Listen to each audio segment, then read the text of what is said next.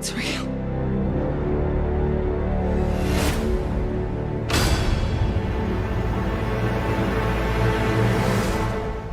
Nothing. Of course it's not working. It's been sitting here collecting dust since before the Sahara was a desert. Before the Sahara was a desert. Let's just say you do your best thinking when you're not thinking at all. All right, now hold still. Hey, what are you doing? We need water. Near the closest source.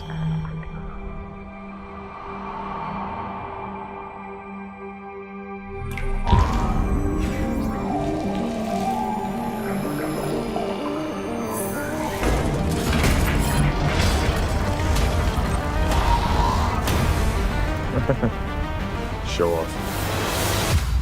I could have just peed on it. So, before appearing as Mera in Justice League, was this a genre that you were interested in getting into, or was it really this particular character that interested you more? No, to be honest, I was very unfamiliar with this whole world, the whole superhero genre, comic book world. I was very unfamiliar, and that unfamiliarity is what kind of caused, or was the source of my trepidation when I first heard that this was a thing, that this was a possibility. And because it didn't feel like it was, well, with my limited understanding, I had a vague idea of this representation of women that appeared to be reduced to, you know, some two-dimensional kind of objectified damsel in distress that was, you know, more of an object of conquering than, you know, than kind of in line with the mission at hand, if you will.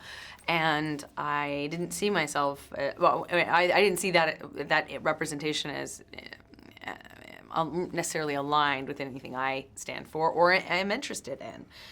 And I was happily surprised to hear from Zack Snyder, who directed Justice League, and I was speaking to him about this role that would introduce my character into the world. And he told me, you know, I was happily surprised to hear him say, no, not this character, that's not her. She's no damsel. She's a kick-ass warrior. She's a warrior queen who's a badass superhero in her own right.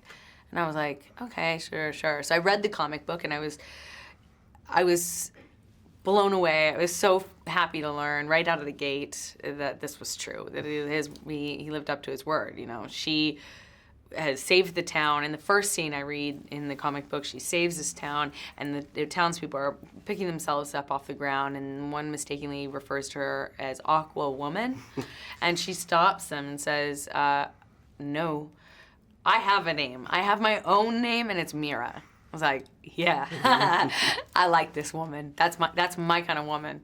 So I took on the role of Mera, this powerful, fierce, kick-ass, badass warrior princess that's about to inherit the position of Queen of Atlantis, and she's determined and strong, and she's got willpower and wit, and she doesn't take anyone's shit.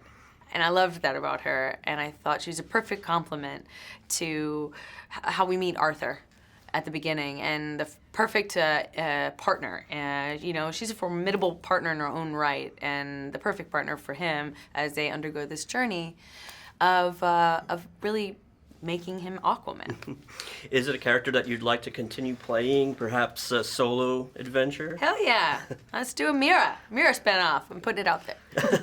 Jason seems like such a great guy and a very easy rapport between you two. Oh yeah. What's the dynamic like there? He's great. We're buds. We've developed a great rapport. You can kind of see a lot of that, I think, in the movie, in our dynamic, echoes a little bit of that sentiment. You know, here he is stealing my books on set, or ripping the last few pages out, and I'm throwing things at him, telling him to be quiet. I mean, you can't read or whatever. He's great, though. He's got this infectious energy. He's a big kid. And he's a big, giant kid. Above and below.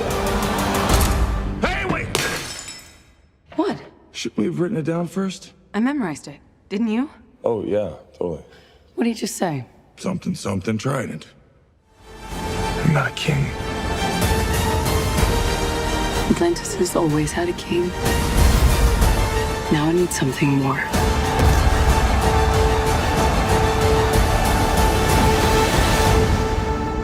But what could be greater than a king? A hero.